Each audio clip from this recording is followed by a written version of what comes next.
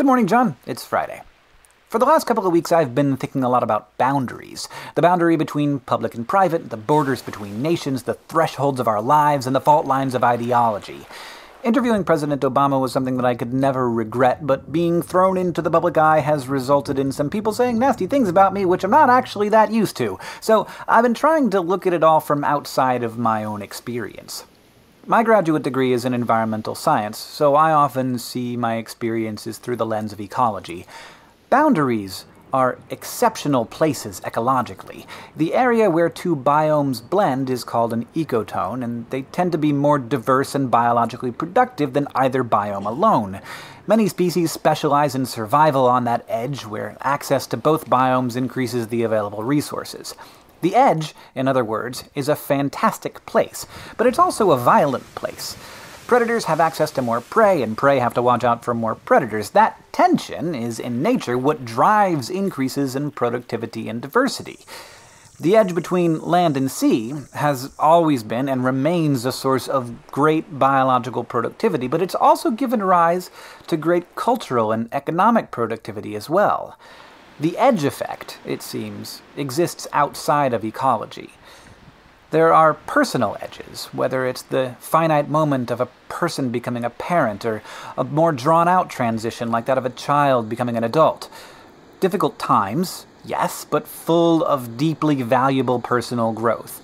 And just as ecological boundaries are massively productive and tumultuous and wonderful, so are boundaries between cultures. And in the last week, I've tried to see the political debate in this country that way. I've tried to imagine that the boundary between ideologies is a tumultuous yet productive place, and occasionally it is.